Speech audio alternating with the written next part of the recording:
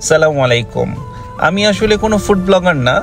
আমি আমার জীবনের প্রথম ওল্ড টাউনে পুরান ঢাকায় খেতে গিয়েছিলাম, নাজিরা বাজারে। তো সবাই সেখানে নাকি রাত্রেবেলা খেতে যায় এবং এত রকম আইটেম পাওয়া যায় যে না গেলে আসলে বলা মুশকিল।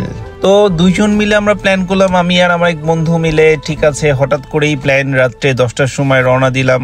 রোডে ঢোকার পরেই দেখি যে জমজমাট অবস্থা, এত ভিড়, এত লোকজন, এত রাত্রে। যাই হোক, প্রথমেই আমরা ঢুকলাম পুরান ঢাকার ঐতিহ্য হাজির বিরিয়ানি। তো ঢোকার পরে দেখলাম যে কোনো সিট টিট খালি নাই, ফাঁকা নাই। কোনো মতে বসে গেলাম দুইজন, এরপরে বিরিয়ানি আসলো, খাওয়া দাওয়া করলাম। সেই টেস্ট। এখানকার একটা জনশ্রুতি আছে, সেটা হলো যে হানিফের বিরিয়ানির টেস্ট হাজির বিরিয়ানির তুলনায় তুলনামূলক একটু হলেও বেশি। ঐতিহ্য বলে কথা, তাই আমরা হাজিরটাই টেস্ট করলাম। যাই হোক, বিরিয়ানি খাওয়া শেষ। এখন আমাদের খেতে হবে হয় বোরহানি, তা না হয় বাদামের শরবত। আশেপাশের লোকজনকে জিজ্ঞাসা করতেই জানতে পারলাম যে গ্র্যান্ড নবাবের বাদামের শরবত আসলে স্পেশাল। ঢুকলাম নবাব নবাব একটা ফিল নিয়ে, আর বাদামের শরবতটা অসাম ছিল। বাদামের কুচি এবং জাফরানের মিশ্রণে টেস্টটা অসাধারণ। একটু হাঁটাহাঁটি করার পরে চিন্তা করলাম কাবাব খেতে হবে। কাবাব খাওয়ার জন্য কই যাব? বিসমিল্লাহ নাকি এখানকার সব থেকে ভালো, কিন্তু এখনকার জনশ্রুতি হইলো আল কারিমের কাবাব হইলো বেস্ট। এখানে কাবাবের এত বাহার দেখে আমরা কনফিউজড, কোনটা রেখে কোনটা খাবো। লোকজনকে জিজ্ঞাসা করলাম, তারা বললো কাশ্মীরি কাবাবটা খান, এখানকারটা ভালো। অর্ডার করলাম কাশ্মীরি কাবাব। এখানে উপরে উঠে সুন্দর বসার তাদের জায়গা আছে। দোতলায় উঠলাম, একটা জায়গায় বসলাম। কাশ্মীরি কাবাবটা আসলো, আসলে অনেক জুসি ছিল এবং খুবই টেস্টফুল, খুবই ফ্লেভারফুল। পরোটার সাথে খেতে আসলেই ভাল লাগে।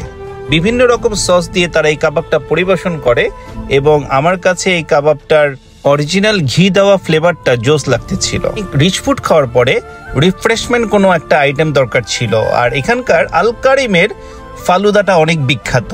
ঠান্ডা দুধের ক্ষীর, মালাই এবং বরফ কুচি, ড্রাই ফ্রুট সমৃদ্ধ এবং বিভিন্ন রকম আইটেম দিয়ে তারা যে ফালুদাটা তৈরি করে সত্যি বড় লোভনীয়। এটা নিয়ে আমরা কিছুক্ষণ দাঁড়ায় চিন্তা করলাম যে দাঁড়ায় দাঁড়ায় খাওয়াটা তো একদমই ঠিক না, সুন্নতের খেলাফ। তাই আমরা কি করলাম, দোতলায় চলে গেলাম আবার সেই আগের জায়গায়। ওইখানে গিয়ে বসে সুন্দরভাবে মিশ্রণ করে মনের মাধুরী মিশিয়ে খাওয়া শুরু করলাম। সত্যি টেস্টটা অসাধারণ ছিল।